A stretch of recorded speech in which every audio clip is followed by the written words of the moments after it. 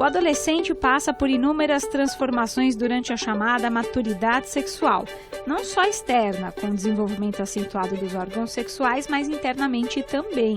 Suas emoções estão à flor da pele. Atualmente, o jovem tem espaço para tirar as dúvidas sobre esse assunto, hein? E quando eu falo de dúvidas, não só as orgânicas, mas e as sentimentais, como é que ficam? E os pais de gerações distintas, como estão conseguindo lidar com as mudanças cada vez mais velozes em nossa sociedade? É o que vamos desvendar aqui no Mentalistas. Começa agora, Mentalistas.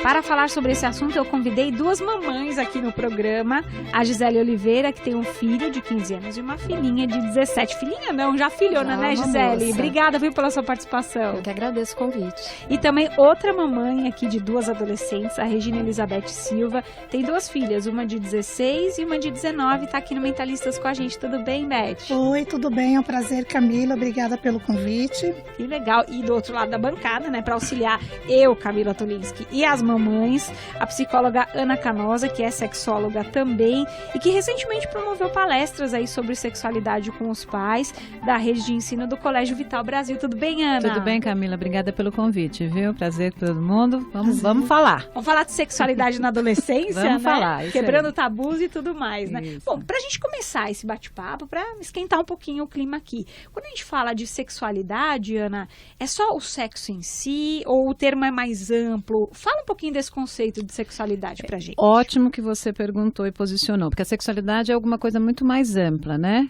A gente trata sexo como a questão genital, não necessariamente só a relação sexual com penetração, né? Então, quando a gente fala do sexo feminino ou masculino, então a gente usa a palavra sexo para essas duas designações, né? Tanto o nascer macho ou fêmea, quanto a questão genital. E a sexualidade, ela vai envolver outras questões. Ela vai envolver o afeto, ela vai envolver como eu me sinto como homem ou mulher,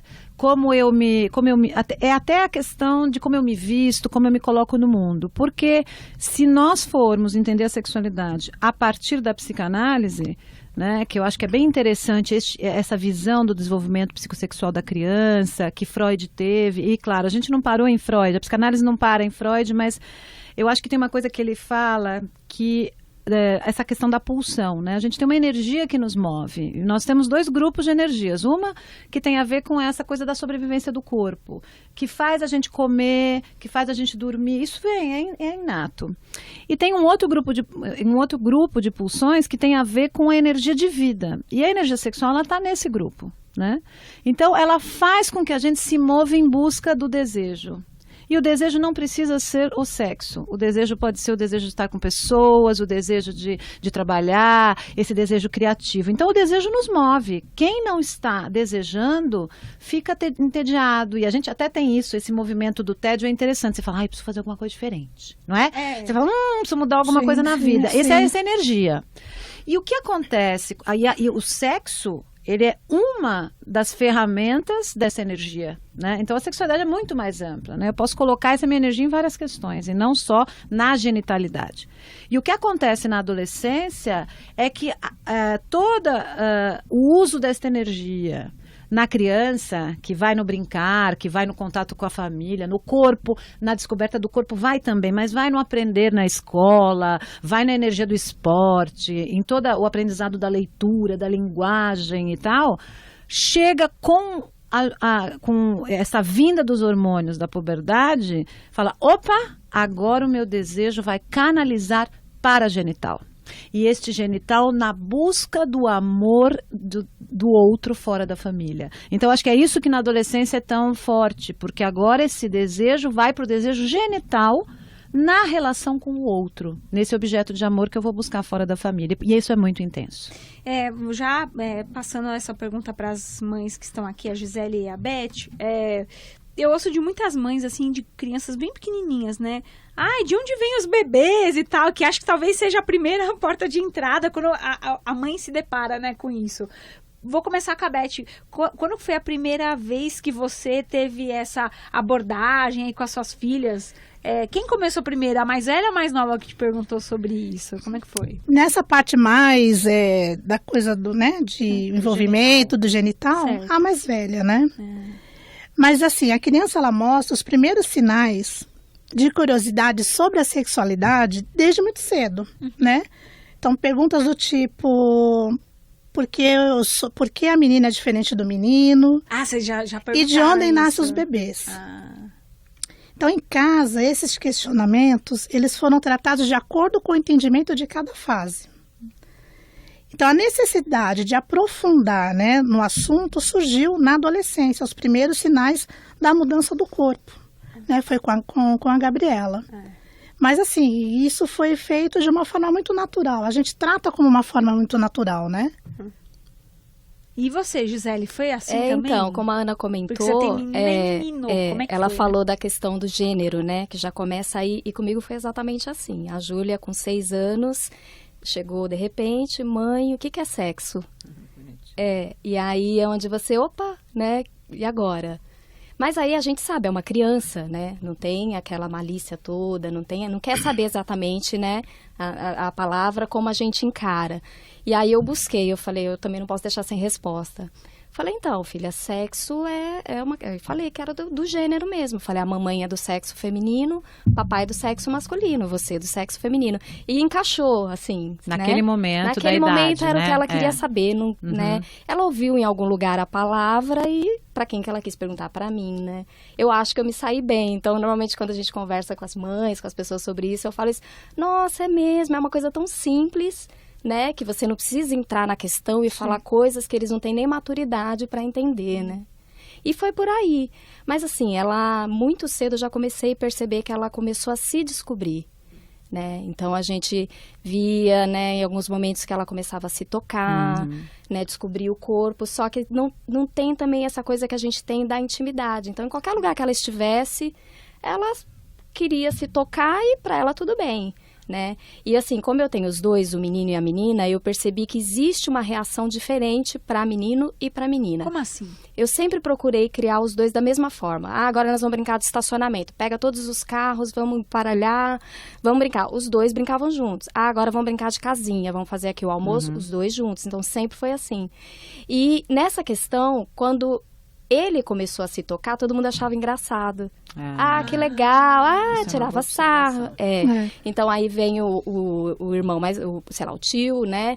E vamos pôr a mão, vamos tocar, tira um sarro, não sei o quê. Ela não. Ela, quando as pessoas começaram a perceber... Fica incomodada. Exatamente. Então, gerava... É um mundo machista. Eu ainda. percebi, A gente vive numa sociedade machista ainda, né? Eu percebi que gerou um constrangimento, né? Por exemplo, a minha mãe, Gi, você não pode deixar, porque você pode despertar a atenção de alguém, sabe? Aquela coisa, né? De pessoas antigas e tal. E eu falei, ok, tudo bem, eu posso conversar, interagir nesse caso, mas eu não quero reprimir a minha filha. Isso, ótimo. Você falou isso. Muito bom. E aí eu falei, como que eu vou fazer para ela entender que ela pode se tocar? Porque se ela tá se tocando, ela não vai se machucar. Isso. Mas ela tem que procurar o momento certo, né? O lugar adequado, enfim, para não incomodar tantas pessoas e para ela saber também que é uma questão de intimidade, né? Eu quero ainda aprofundar essa questão da masturbação, mas só pra gente amarrar esse primeiro bloco, eu vou deixar... Gente, atenção, vamos falar sobre masturbação, vamos falar sobre tudo, né? Vamos desmistificar tudo aqui nesse programa. Só que só pra gente amarrar esse primeiro contato ainda dos pais com as crianças quando chega nessa idade de 5, 6 aninhos. Mãe, o que é sexo? Pai, o que é sexo? O que você aconselha pros nossos ouvintes? Como é que eles podem lidar com isso? Porque eles podem se assustar e falar, e agora? E aí, Ana? Eu sempre brinco quando eu falo para os professores ou pais que a gente tem o pânico 1 e o pânico 2, né? O pânico 1 é quando o filho chega e fala assim, mãe, o que é sexo anal? Você tá fazendo a comida e o cara chega e você fala, Jesus! Aí você começa a respirar e fala, meu Deus, o que eu vou responder? Então, a primeira questão, quando são crianças, é sempre pânico 1, perguntar para a criança onde que ela escutou. Numa boa, onde é que você escutou isso? Porque você também vai tendo um pouco de percepção de como é que essa criança está aprendendo. Se foi na escola, se ela viu alguma coisa no iPad, porque a gente tem também essas ferramentas digitais. Essa pra criança. E aí a criança vai dizer, tal, não sei o que. E o pânico 2 é se você ainda não conseguir dizer, por exemplo, que é uma prática de brincadeira dos adultos.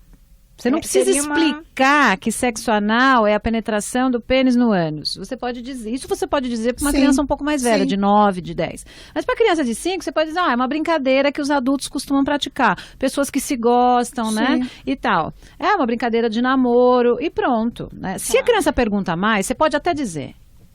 Então, vai depender muito da sensibilidade daquela família para entender o quanto que aquela criança consegue lidar com aquilo. São respostas pequenas, curtas e objetivas. Se não conseguir responder ali naquele momento, fala para a criança que você não tem certeza, olha, eu não tenho bem certeza, eu vou buscar informação, depois te falo.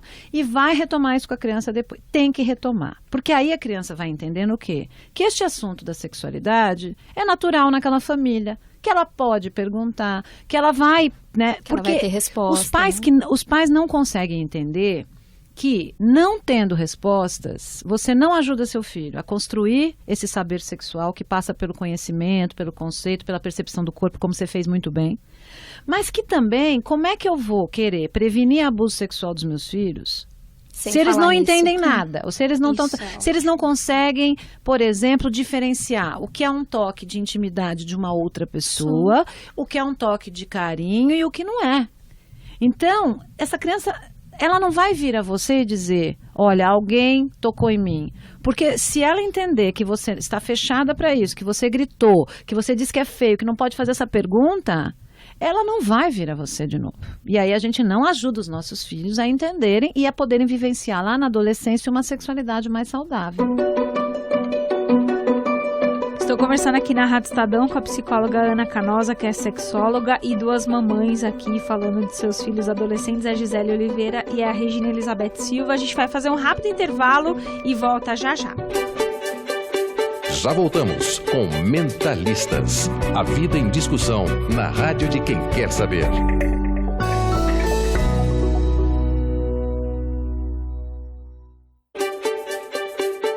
Você ouve Mentalistas com Camila Tulinski.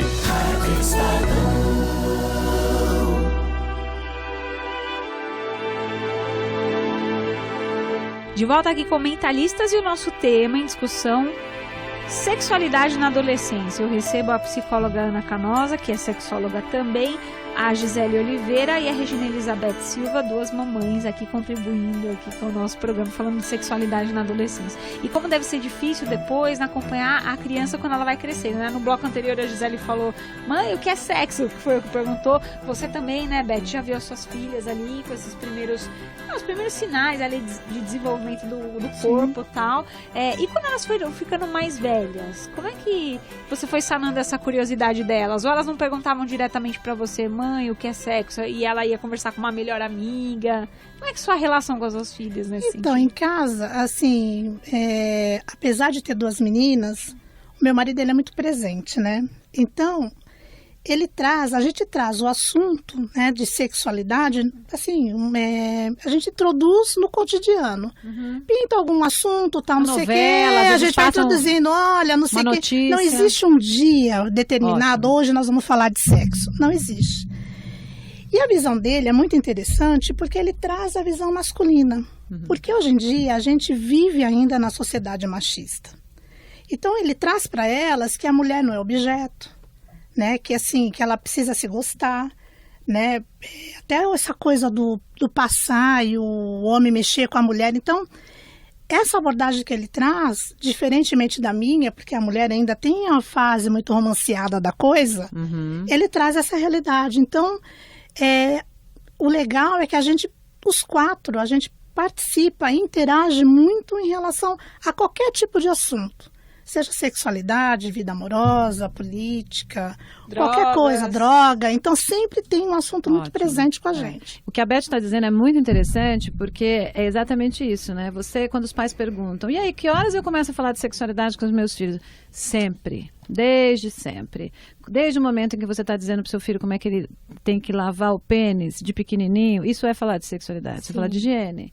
Quando você limita o contato do seu filho menino, eu não sei, você que teve filho homem, que eles começam a querer colocar a mão no seu seio, as meninas também, né, no banho, e aí fica aquela coisa, ou quando você fala para parar de colocar a mão no pênis, porque socialmente falando, né, em público, você está educando. Quando você faz uma intervenção de gênero, então assim, porque menina, mulherzinha, outro dia meu filho estava, mulherzinha, pro amigo. Eu fiquei em choque. Imagina eu, que sou super feminina. Gente, eu tô em choque. Onde é que esse menino aprendeu isso? E aí fui falar, mas por que você tá falando? Porque a mulher é mais fraca. Mas como é que a mulher é mais fraca, filho? Como é que é isso, tal? As pessoas têm suas características. Uma é melhor numa coisa, outra é melhor outra. Você acha mesmo que as mulheres são mais fracas? Ele tem de 6 para 7 anos. Daí ele ficou me olhando assim e falou assim, não, mãe. Eu falei, então por que você tá falando isso? Escutei na escola. Então, quando você faz uma intervenção de gênero, essa de machismo, você está falando de sexualidade, então o importante é sempre abrir o canal. E como a Beth falou, não precisa do dia, né? Você vai trazendo, é um assunto da revista, é a colega, é fulano de tal. Eu acho que é muito importante abrir esse canal de comunicação, porque na adolescência ele vai ser muito importante para as questões que vêm mesmo claras, do corpo, do primeiro namorado, da primeira trans e assim vai. O que eu percebo, assim, elas buscam muito, elas não chegam a falar abertamente, né? Elas talvez trazem alguma dúvida quando não conseguem a resposta lá fora. Resolver. Por exemplo, porque assim, elas conversam, acho que deve sanar algumas dúvidas com amigo, com internet e tal. Mas eu acho que essa questão da dúvida já vem justamente porque eles presenciam uma coisa no ambiente externo. E aí eles querem ouvir a opinião de dentro de casa, né? Talvez sana alguma coisa, sabe? Tipo, sei lá, pega a gravidez, se não penetrar, quer dizer, dúvidas recorrentes, né? Que, de certa forma eles têm lá fora, mas eles querem só ver também, talvez saber a opinião de quem eles confiam, né? Sei lá. É que sempre tem um misto de medo, medo de ser reprimido pelos pais, porque é nosso papel também fazer, né, os limites das crianças a vida toda, a gente vai fazendo isso. Acho que nós aprendemos a falar de educação sexual com os amigos, essa é uma história do Brasil, é assim. Sim. Né? Quem fez educação sexual de adolescente até hoje foi o próprio adolescente. Tanto que os projetos de educação sexual que funcionam muito bem é você tornar os próprios adolescentes multiplicadores de informação para seus colegas. Porque eles vão primeiro procurar o amigo ou a amiga. Acho que tem a ver com a idade, tem a ver com a gente se confessar, tem uma coisa de intimidade, tem um pouco de vergonha dos pais. Estamos aprendendo juntos, sei lá. Às vezes não aprende, não tem essa conversa aberta dentro de casa e vai buscar essa informação no amigo, né? E eles vão perpetuando crendices e mitos da sexualidade, né? Porque você falar, o roto falando do rasgado, né? Os dois não têm informação, muitas vezes, e aí vira aquela coisa, Mas eu acho que é a curiosidade, né? Ver o amigo naquela situação, mas como assim? Já pergunta, quer saber, e aí é onde o amigo fala o que ele sabe, que normalmente é meio atravessado, né? Hoje, você que é mãe de menino e de menina, eles estão com 16... O Lucas tem 15 e a Júlia 17. E a Júlia 17. Como é que foi pra você acompanhar o crescimento dos dois, que tem uma diferença de idade aí pequena, né? E nesse desenvolvimento sexual? Então, eu percebi, assim, apesar deles terem idades próximas, eu percebi que a Júlia, né, a mulher, não sei se é geral, mas no caso dela, ela amadureceu primeiro, né? Ele ficou por um período aí mais infantil, por mais tempo, né? Então, a primeira vez que eu abordei o assunto sexo com ele mesmo, de verdade, que eu sabia o que ele queria saber, foi, a gente estudava junto, ciências, história, tudo na prova, eu estudava junto com ele, e aí teve a aula de ciências sobre sexualidade, não sobre sexualidade, mas sobre... Corpo reprodutor. Exatamente, o órgão reprodutor feminino, como funciona, como são feitos os bebês, né? Que aí vem a questão mais científica e tal. E aí, engraçado que o que era para estudar para a prova virou um assunto ali. E a Júlia sempre participou do meu assunto com ele. Eu nunca, agora eu vou conversar com seu irmão sobre sexo, não, agora dá licença. Não. Então, foi sempre muito assim. Porque eu acho que esse tipo de assunto, você não fala, olha, senta aqui que agora eu vou ensinar para você como usa uma camisinha. Eu acho que isso não funciona muito, porque às vezes a cabeça está em outro lugar.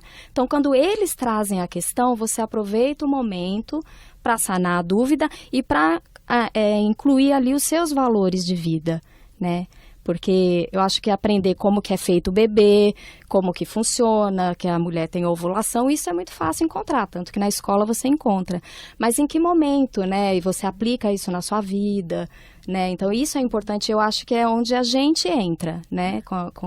Então, quando veio essa questão, mãe, mas é assim, e eu comecei a falar para ele como que é. Falei, mas assim, toda a dúvida que ele teve, que ele não conseguiu tirar na escola com o professor, ele aproveitou para perguntar para mim, né? E aí eu expliquei tudo, e eu percebi que ele ficou muito assim, achou tudo muito divertido, muito infantil, assim, sabe? Então, ria, e assim, eu percebi que ele ficou muito descontraído com aquilo, achando que aquilo era, né, eu posso falar a hora que eu quiser, e eu percebi que ele começou, qualquer assunto que remetia a isso, ele dava risada, tirava um sarro, queria falar, então eu tive que falar, Lucas, então, a gente pode conversar, é natural, isso acontece com todo mundo, mas tem os momentos que a gente pode tirar um sarro, conversar, não é em qualquer momento. Às vezes está numa roda com a avó, com o vô, com o tio, com a tia, e aí, sabe?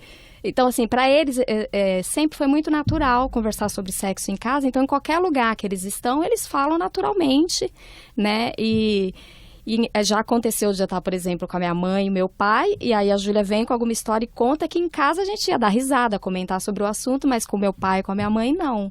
Então aquilo gerou um constrangimento pro meu pai e pra minha mãe, que não deveria, né? Outra geração também, é outra geração. Né? E ela foi diferente. Então, ela já foi muito mais aberta. Depois veio a questão de querer saber do sexo mesmo, só que já querendo saber mais além, né? Não só a questão do gênero. E aí ela não perguntou pra mim, infelizmente. Ela foi na internet. Então, foi o momento que eles começaram a se iniciar na internet e eu ia muito no histórico.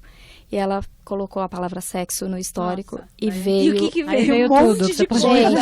Nossa! Gente, veio Tudo tudo. que você pode imaginar. Exatamente. Que coisa. Aí aquilo me chocou, e chocou muito mais ela, né? Eu queria aproveitar uma coisa que a Gisele falou no bloco anterior, Ana, que é essa questão de se tocar, né? Da menina se tocar e o menino se tocar, e a sociedade acha mais engraçado pro menino, porque masturbação é mais tranquilo, socialmente falando, para um homem do que para uma mulher. Até mesmo entre as mulheres não se fala muito sobre isso, né? Então, eu queria que você trouxesse pra gente uma luz com relação a esse assunto da masturbação no menino e na menina. Eu vou trazer à luz a partir de uma experiência interessante. Uma amiga muito querida, muito próxima minha, me ligou e falou: ai, Ana, não sei o que eu faço, porque a fulana, ela descobriu, aí ela fica se tocando, a filha dela pequena.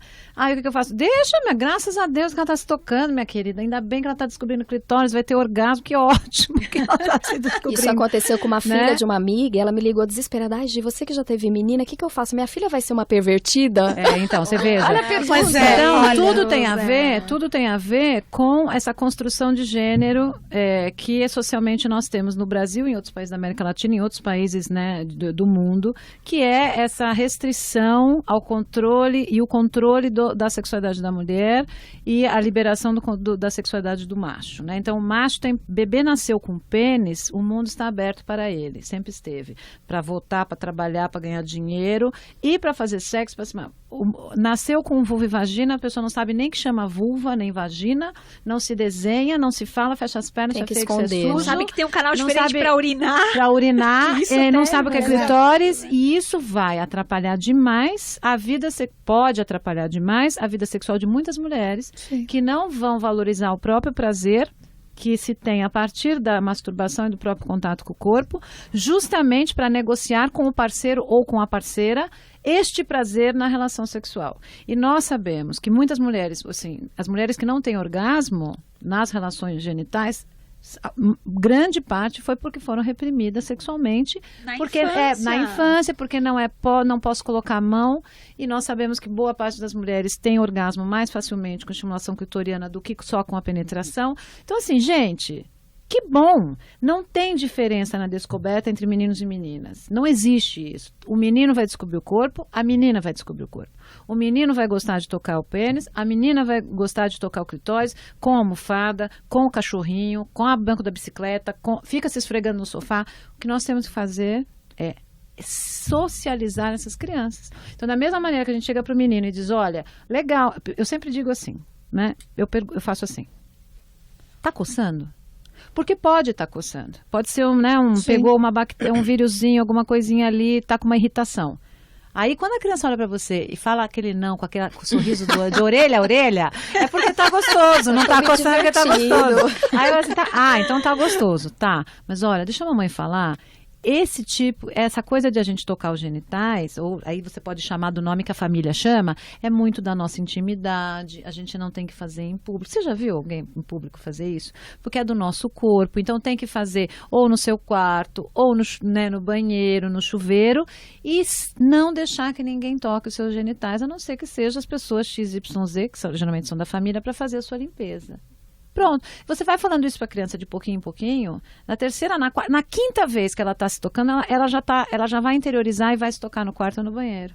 Né? Só que essa é uma permissão que você tem que se dar primeiro. Então as mães têm que se dar primeiro a permissão de entender que isso faz parte da natureza e que é bom, faz bem. Então se eu tenho essa permissão como mulher, eu vou dar essa permissão à minha filha. Isso é importante, né? Porque a gente sabe o quanto que é importante para a realização sexual feminina, né? O quanto que é bom para um casal os dois terem prazer. Né? O quanto é bom a gente ver o nosso parceiro tendo prazer na relação, o quanto é bom, quantos homens gostam de ver as suas parceiras tendo orgasmo. Como é que a gente vai ensinar isso se a gente não permite que a mulher toque seu corpo? Né? Por falar nisso, já aproveitando esse gancho, que tem tantos assuntos aqui pra gente adiantar, mas vão surgindo, né? Antigamente, os meninos e as meninas também, né, por curiosidade, mas aí numa coisa mais fechada, porque não poderiam, né, ver, vinham revistinhas pornôs em casa, que muitas vezes os pais tinham em casa. Então, uma Playboy, e entre outras tantas, né? Hoje em dia você tem internet em que você joga a palavra sexo, por exemplo, né, e aí já acha um monte de coisa, filme, YouTube, é tudo aberto, né? Então eu queria saber de vocês o que vocês acham disso, quer dizer, esse acesso ao mundo, não só da pornografia, mas do sexo em si, o ato sexual tá mais de fácil acesso, mais imagem, público. Tá muito mais público para crianças e para os adolescentes também. Vocês chegaram a ter esse tipo de experiência eu também? acho que a curiosidade existe, né? Tanto é que ela foi buscar. E chocou, porque a impressão que eu tenho é que vem muito mais coisas ruins do que coisas boas, né? Então eu falei, filha, quando você precisar saber de algo do tipo, pede ajuda. Porque aí fui explicar, falei, olha, a internet, ela tem coisas boas, mas tem muitas coisas ruins. E não, de repente, você se deparou com uma situação que você pode considerar que sexo é uma coisa ruim. Vai machucar, nossa, assustador, né? Mas é assim. E não é. Pode ser uma coisa boa, dependendo da forma como você encara, como você conduz. E aí eu conversei nesse sentido, falei, não procura mais, assim, né? Me chama, a gente vai pesquisar de uma forma diferente e você vai poder ver o que você quiser e tal. Né? No caso dela, o Lucas, quando ele percebeu realmente o que significava, eu acho que comigo ele se retraiu um pouco. Ele se fechou e eu não falava mais comigo, e eu comecei a perceber que eu tenho muitos amigos dele na minha rede social, que os amigos já atrás das meninas, já falava, né, com as meninas e tal, e ele não falava nada, E eu falei, nossa, será que o Lucas não se interessa por meninas? E eu até falei com a Beth, né, Beth? Falei, Beth, será que meu filho é gay? Sabe, quando me despertou essa coisa. E aí eu até comentei com ela, eu falei, então, porque no meu tempo, os meninos, quando começava a nascer pelos, eles gostavam. E as meninas também gostavam dos pelos nos meninos, né? E o meu filho tá se depilando, né? Aí foi onde, né? Claro que é uma coisa que não necessariamente quem se depila é gay, lógico, mas assim, são gerações diferentes. E aí ela falou assim, não, Gi, sabe que o amigo da minha filha também se depila. Eles têm uma onda, eles se depilam. Hoje os meninos, exatamente. Hoje os meninos se depilam. Sim, mesmo? Sim. Aí eu falei, então ok, é uma modinha, se ele se sente bem assim, deixa. Aí eu falei, vem cá, deixa eu te explicar porque você pode se cortar. Quando você for se depilar, você faz assim. Ah, legal, mãe, obrigada. Aí beleza, se depila até hoje, ok, e se sente bem assim. Quando ele soube que eu achava que ele era gay, ele veio tirar a satisfação comigo. Eu não acredito que você pensou isso de mim. Eu falei, o que que tem? Se você fosse gay, eu ia amar você do mesmo jeito, só que como você não me fala nada, não fala das meninas, eu queria estar perto de você, que se por acaso você fosse gay, eu queria saber te orientar, buscar ajuda, né, saber como conversar com você e estar à disposição de você para te ajudar. Não teria problema nenhum, não é? Então, você não é gay, então... Não, que também não tem problema nenhum, mas... E aí foi engraçado, porque depois a gente riu muito, né? E aí ele começou a se abrir mais comigo. Então, você vê, precisou de uma questão, assim, né?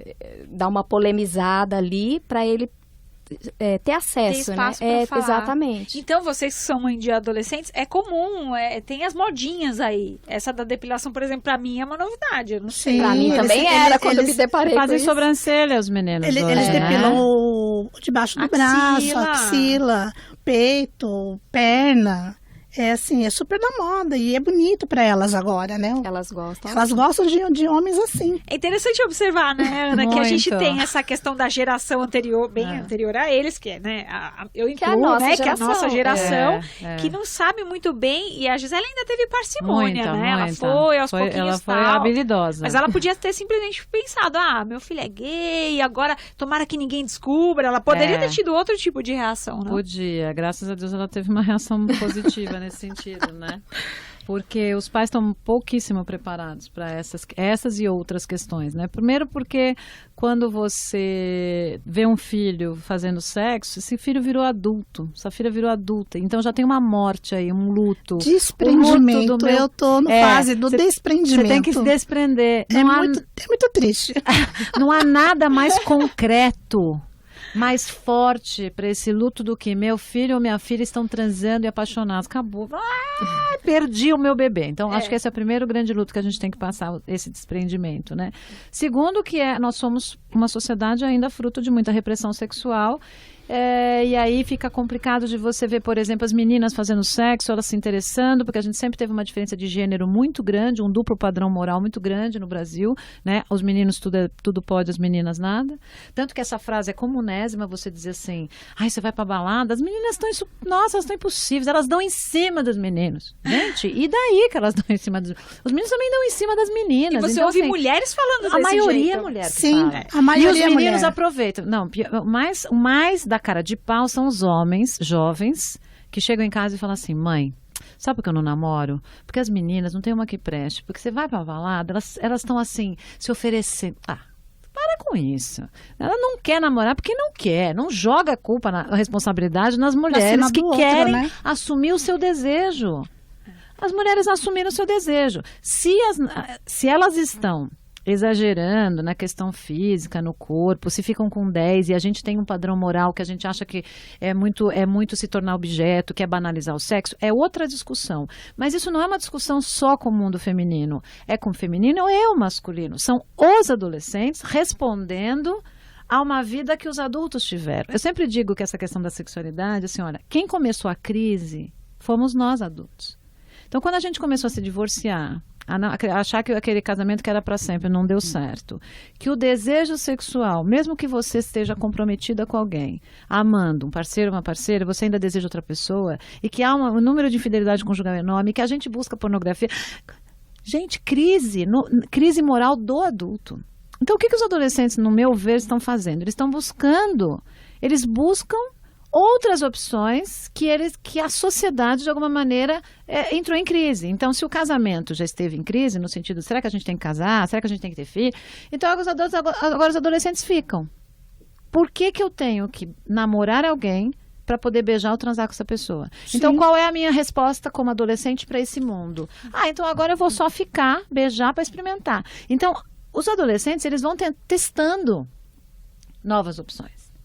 As meninas hoje, com essa coisa do empoderamento feminino e mesmo do feminismo muito forte nas jovens, os grupos feministas e tal, elas também vão para o mundo assim, eu não quero saber, tem que me respeitar. Daí elas começam também com uma atitude adolescente, mas isso faz parte da adolescência. Eu tenho duas feministas em casa. Então, sim. Ou a gente entende, né? A gente tem que entender esse fenômeno da adolescência com uma visão maior, mais ampla.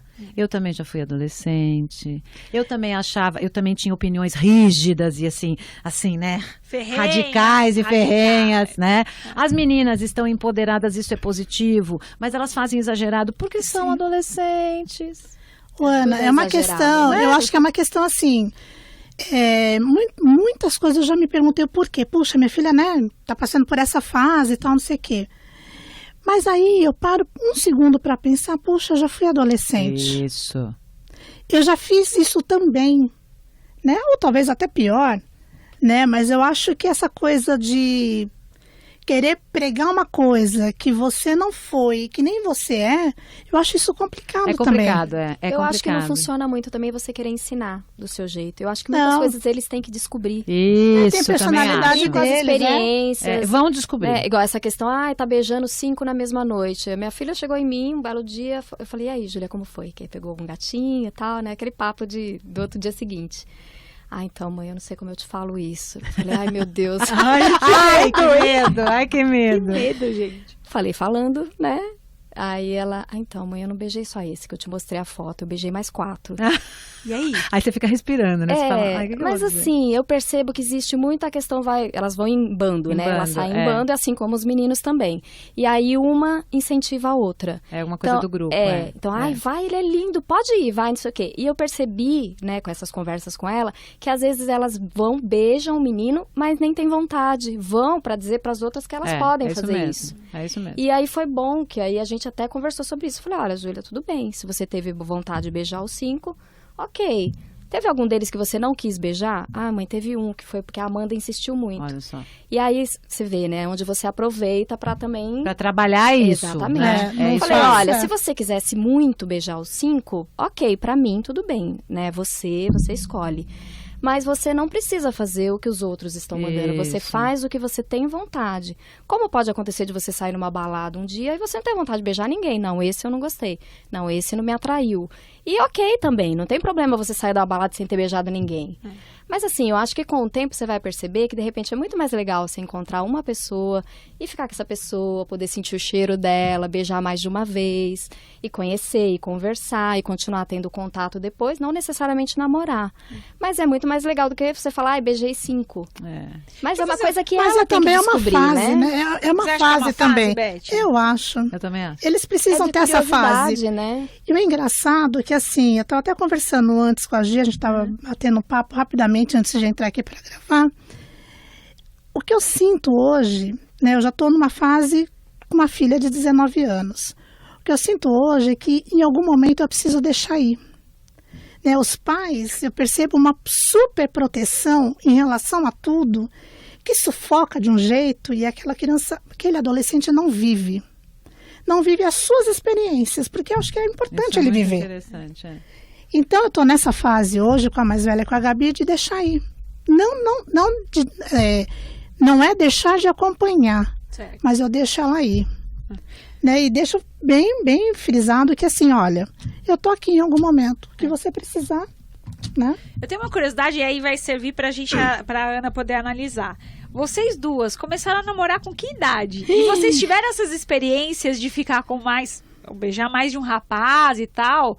Com que idade você começou a namorar, Gisele? Eu comecei a namorar com 15 anos, mas assim, pra mim foi uma questão muito sofrida, assim. Porque por mais que minha mãe não me proibisse de fazer as coisas, existia aquela manipulação, sabe? Aquela pressão, olha, cuidado, ai, não pode, ai, quem não podia sair. Então, assim, era rígido. A sua mãe, E aí, a primeira, né, falei, quero namorar. Eu não vou poder namorar sem avisar a minha mãe. Sabe aquela coisa do medo? E aí, eu levei o meu namoradinho em casa. Eu nem beijei ele. Falei, não, você precisa falar com a minha mãe primeiro, com meu pai. Eu nem sabia se ia gostar, né? Eu ia nem saber se ia gostar do beijo. Exatamente. E eu acho que... E foi assim. E aí, minha mãe não gostou dele. No final das contas, a gente namorou um pouco. Minha mãe não gostou. E ela fez que eu terminei gostando dele. Eu queria ficar com ele, que eu gostava. Mas a minha mãe não, porque não é uma pessoa que vai dar futuro pra você. Gente, quem tá pensando no futuro com 15 anos? E aí eu terminei gostando muito, mas eu terminei pra atender a vontade da minha mãe. E você, Beth, foi do mesmo jeito? Assim, foi uma coisa... Eu comecei a namorar com 13 anos. E o primeiro namoradinho durou 3 anos. Né? Minha relação com a minha mãe é muito aberta, né? Sempre foi muito aberta, meu pai era muito repressor. Enfim, comecei a namorar com esse rapaz em casa, tal. E ele era muito ciumento, possessivo, não combina nada comigo, enfim, mas... E o término desse relacionamento foi porque ele me deu um tapa na cara, por questão de ciúmes. Sei. E até isso, eu contei até para minhas filhas, olha, porque elas contam, né? Tem curiosidade, mãe, como foi seu primeiro namorado e tal. É legal contar. É legal. E eu fiz questão de contar. Por que você deixou, né? Por que você desmanchou? Por quê? Porque ele me deu um tapa na cara. Isso é ótimo. Com ciúmes.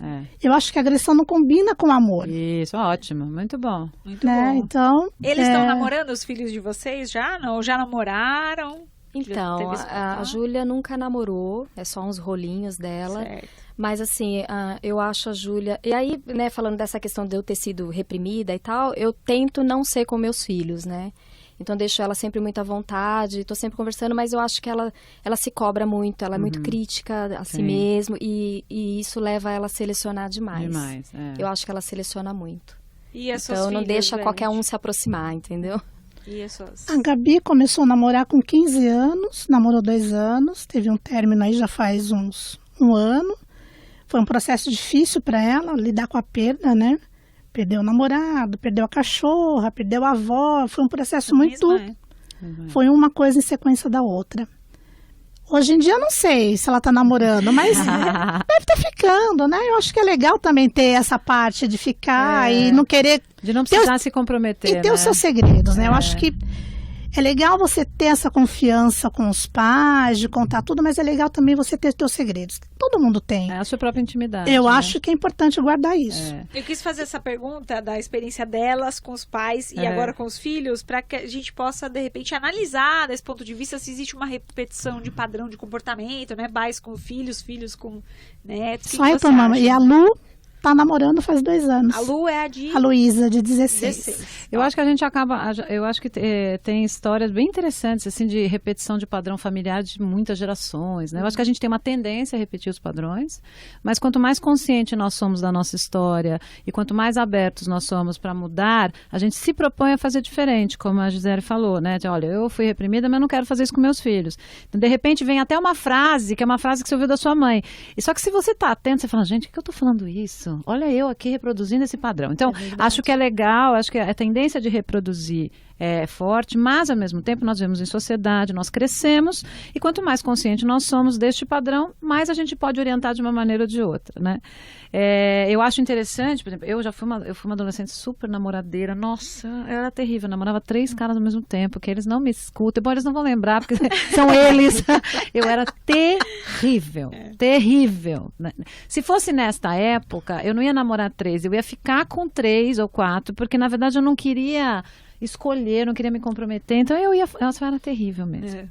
Mas enfim, acho que até foi por isso que eu fui estudar um pouco da sexualidade. O que a gente vê como padrão é assim, a gente observa que na puberdade hoje, 11, 12, 13 anos, eles realmente falam muito de sexo, né, vão muito em busca de pornografia, é aquela época bem difícil mesmo para os pais e para as escolas, porque vem tudo à tona, é o momento em que eles vão e ficam por conta da pressão do grupo, que as meninas beijam as meninas para moda, para experimentar, então tem uma coisa ali que fica muito e que nós passamos. Só que nós passamos a transformação do corpo de um jeito mais silencioso, né? A gente fala com as amigas. Hoje não, hoje é tudo muito exposto, né? O que ficou privado da sexualidade? Quase nada, tudo é público hoje, né? Se a gente pensar que a gente põe tudo na rede social, qualquer coisa, tira foto da comida que você comeu.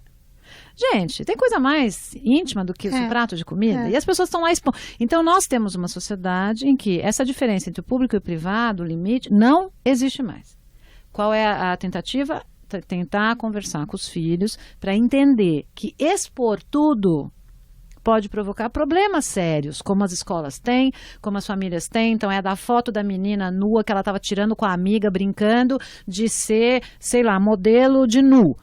Quem não fez isso na infância, né? Só que aí ela transfere essa foto para não sei quem, para o grupo de WhatsApp com um menino de 13 anos, ou a menina que brigou com ela no dia seguinte, pronto, a foto já caiu no mundo. Então, essa diferença entre realidade e fantasia, público e privado, limite, negociação, cuidado da intimidade, é o papo que a gente tem que ter com os nossos filhos, né? Principalmente no uso dessas tecnologias novas. Então, o que se tem que trabalhar com o adolescente? É isso. Né? A negociação, o respeito, a intimidade, o meu corpo, o que pode acontecer se eu coloco uma foto, se eu divido, se eu compartilho um vídeo, né?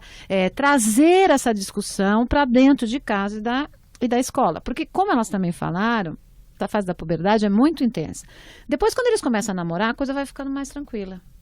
Aí já são outras questões, aí é ciúme, o limite, pode beber sozinho com amigo, não pode. Aí são outras questões de relacionamento que aparecem, né?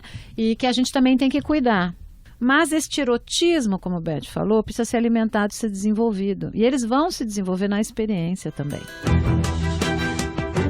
estou recebendo aqui no Mentalistas a psicóloga Ana Canosa, que também é sexóloga, a Regina Elizabeth Silva e a Gisele Oliveira. A gente volta para o próximo bloco aqui do Mentalistas, que é o último. Não saia daí. Já voltamos com Mentalistas. A vida em discussão na rádio de quem quer saber.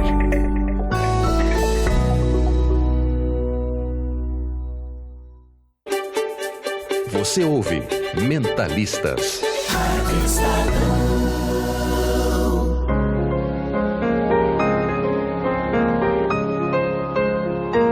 De volta aqui com Mentalistas, falando sobre sexualidade na adolescência. A Ana Canosa, que é a nossa psicóloga e sexóloga, tirando as nossas dúvidas sobre sexualidade na adolescência, falou uma coisa que me chamou a atenção, essa coisa de explicar para os adolescentes a diferença entre realidade e fantasia. Eu tenho um caso de uma conhecida, uma amiga minha, que o filho dela namorava uma menina, um menino de 15 anos, tá? Namorava uma menina, e eles trocaram aqueles nudes, é nudes que falam, né? Isso. Fotos nuas no Isso. WhatsApp e tal. E aí ele terminou com essa menina e a menina ficou ameaçando por meses ele a postar no Facebook a foto dele, dos genitais desse menino.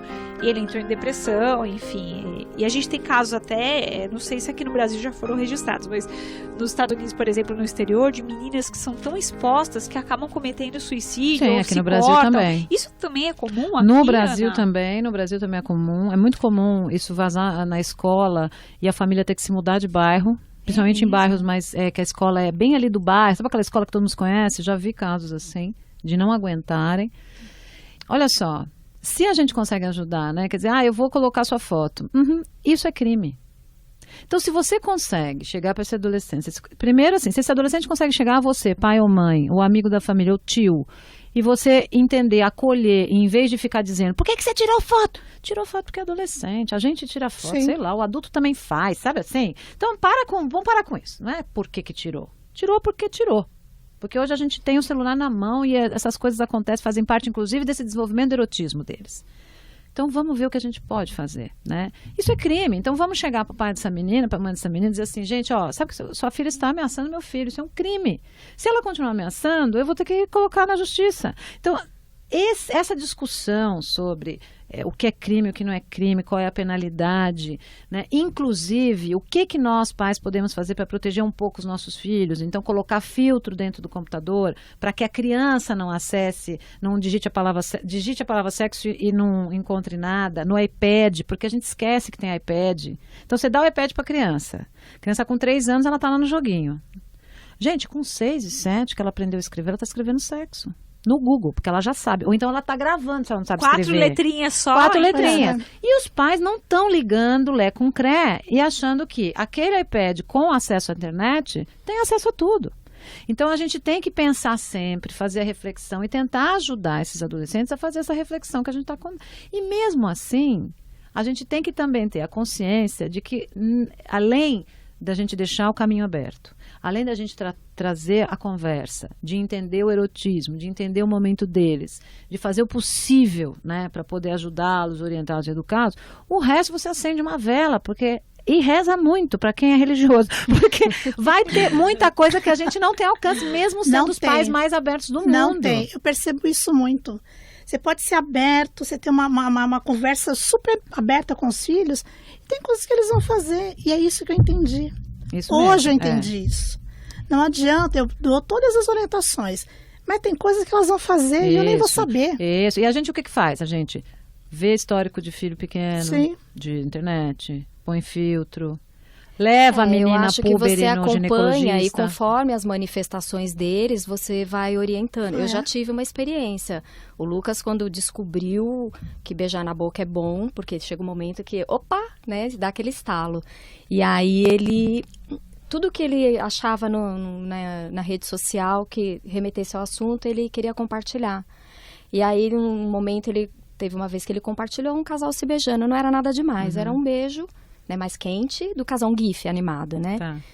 E eu fiquei olhando aquilo me incomodou, mas na hora eu não soube muito como reagir. E eu percebi que poucos amiguinhos dele curtiram, né? E a gente tem, imagina, nas redes sociais hoje tem vó, vô, tem tia, tem tio, tem, todo né? mundo junto. E aquilo me incomodou de um jeito que, assim, eu gosto de ler bastante sobre o assunto, né? Pra me inteirar e tal, mas eu costumo agir muito assim com o coração, assim. Gente, eu tô com vontade de falar, eu preciso falar sobre isso, então eu vou falar. Aí, um determinado dia, que me deu, na hora de ir pra escola, imagina, 6 horas da manhã, senta aqui. Ô, Lucas, troca de lugar com a Júlia, o Lucas vai aqui na frente comigo hoje, tá bom? Então, eu vi um vídeo, né, que você postou, tal, o que você achou daquele vídeo? Ah, achei legal. Falei, olha só, eu entendo que você esteja interessado agora nesse assunto, mas é o tipo de coisa que não é todo mundo que curte. Você está curtindo agora, mas não é todo mundo curtindo. Ah, a página é sua? Ok. Mas assim, na sua página não tem só seus amigos da escola que estão curtindo um beijo na boca agora. Tem a vovó, tem o vovô, tem a tia, tem a professora. Você acha que as pessoas vão encarar naturalmente, achar, pô, o Lucas está gostando de beijar na boca, que legal? Não é assim que funciona. Então tem coisas que a gente gosta, mas a gente não precisa anunciar para o mundo que a gente está curtindo aquilo, né? Então gera um constrangimento. Então, por favor. E aí foi bem na época daquela garota lá do Rio de Janeiro que foi violentada coletivamente. E aí ele entrou no assunto, ele falou, mãe, mas eu tô ouvindo um papo de que ela consentiu, ela quis. Falou, ok, mesmo que ela quisesse, isso é problema dela. Isso não te dá o direito, que aí a gente entrou nessa questão de compartilhar nudes. Isso não te dá o direito de tirar a foto dela nua e mandar para todo mundo só porque ela estava consentindo. Porque o corpo é dela, você não tem esse direito. E eu aproveitei e entrei. Eu falei, você vai receber muita foto das suas amigas que estão interessadas em você, de nudes das suas coleguinhas. Você não tem que passar isso para frente. Aí já entrei nessa questão da legalidade. Eu falei, eu não quero amanhã ou depois um pai e uma mãe batendo na minha porta. Olha, o seu filho compartilhou a foto da minha filha pelada. E aí, isso dá problema. Aí comecei a levantar questões que a gente vê todos os dias acontecendo, mostrar para ele, né, da gravidade da coisa, né, que acontece, todo mundo faz. Aí minha filha, mãe, mas você já mandou um nudes pro seu namorado? Eu já mandei. Mas assim, você tem que ter responsabilidade no que você tá fazendo, né, você trabalhar essa questão de uma forma responsável. E corre risco. Exatamente. É aquela história. Desde o momento em que eu mandei, eu corro risco. Exatamente. Né? Eu corro mais risco se eu estiver enviando para uma pessoa às vezes que não tem manda maturidade. Para ninguém, igual o caso da atriz que invadiram lá o celular. Exatamente, né? Ana, eu queria também que você dissesse que o tempo tá um pouco mais curto. A gente tinha até um tempo atrás, quando a gente falava de sexualidade na adolescência, falar mais sobre evitar gravidez, doenças que podem ser transmitidas com o sexo também. Você que tem experiência nas escolas, vive dando palestras para alunos e pais, quais são as demandas dos pais e dos adolescentes? Que acho que é legal trazer isso também. Dos pais né? As dúvidas as dos pais depende muito da idade também. Quando os pais são de púberes, é assim, meu filho vai ser gay. Nossa, isso é demais, assim, essa preocupação ainda forte, né? Eu sei que é um tema difícil, mas ainda forte. Como faço para lidar com o meu filho beijando 10, a minha filha, as fotos, não sei o quê, como é que a gente orienta, indica livro, não indica livro, tem um monte de livro legal para a sexualidade, tanto de criança quanto de adolescentes, que a gente pode entregar. Tal. Então, acho que essas dúvidas são assim. E os mais velhos, aí a coisa, eu acho que do namoro, medo da gravidez e tal. Os adolescentes, eles querem saber sobre gravidez? Querem. Eles querem saber sobre métodos contraceptivos? Querem. Querem saber sobre DST? Querem. IST, na verdade, que a gente chama agora. Mas o que eles querem saber mesmo é como é que tem orgasmo. É mesmo. Como é que controla a ejaculação. Como é que, se existe orgasmo simultâneo. É isso que eles querem saber. E eu sempre... A fonte do prazer. A fonte do prazer, porque eles estão vivendo isso. Mas é muito precoces, não, imagina, gente. Não está falando de orgasmo. Uma menina pode ter orgasmo com 5 anos, com 7. Sim, mas assim, no caso ali já é uma descoberta. É gostoso, eu vou tentar de novo para ver se eu consigo de novo. Mas não uma coisa tão, né, a fundo assim. Eles querem saber. É ótimo. Essa e parte, o que, né, que eu sempre falo para eu falo para os pais, para os professores, não se iludam. Ele só quer ter a confirmação, porque ele já sabe mais ou menos o que é. Quando um adolescente chega, um púber mesmo, o que é sexo oral, ele já viu. Sim. De 12 anos. São Paulo. Grandes capitais. Já viu foto, já viu filme. Você não imagina que o seu filho já viu. Sim. Mas o que ele quer é que alguém com uma referência, né, que não é a família, né, isso no caso do educador, que olha e fala, que está ali falando, o que ele quer é ouvir da sua boca. Se aquilo é saudável, se não é saudável, se faz parte, se não faz parte, como é que é. Então eu sempre digo, sexo é prazer. Por que a gente nega a parte do prazer? Por que o educador tem que ser o pentelho que vai lá falar assim, olha, se vocês não fizerem sexo com preservativo, aí mostra aquelas fotos de pênis tudo berebento, cheio de pus, para mostrar as infecções. Pra dar medo aí mesmo. fala que vai engravidar, que vai acabar a vida deles. Ok, isso é o exercício deletério da sexualidade, a falta de responsabilidade. É importante a gente falar disso? Óbvio, nós temos que falar disso. Só que antes do sexo ser o problema, o sexo é prazer, é vida. É erotismo, é gostoso. Então eu sempre falo para os professores, vamos falar do gostoso. Eu sempre começo com a parte do prazer.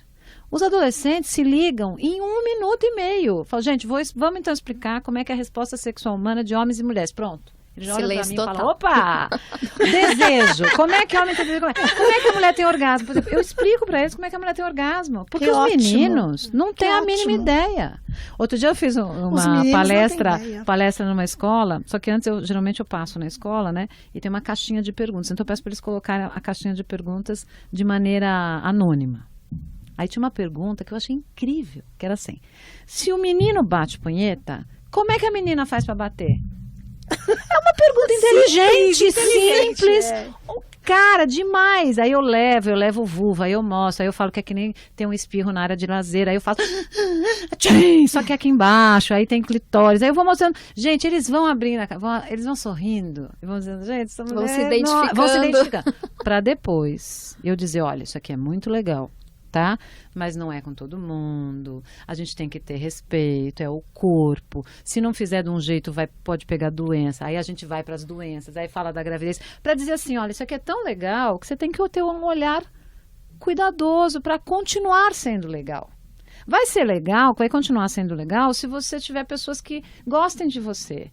Que você fez sexo e mesmo assim, se vocês não continuarem juntos, que tudo bem, porque vocês tiveram momentos incríveis. Vai ser legal se você puder, menina ou menino, chegar na hora do vamos ver, tá nervosa e falar assim, desisto, não quero mais transar. E o outro não te pressionar, né? A outra não te pressionar, não dizer que você é broxa. Isso é que vai ser legal. Porque vocês vão entender que é um momento que um tá nervoso, o outro tá nervoso. Isso é legal. É legal você fazer sexo e não precisar depois ter que lidar com uma gravidez que você não planejou. Ou uma doença que é grave. Então, eu sempre vou pelo momento. Porque para mim, sexo é prazer.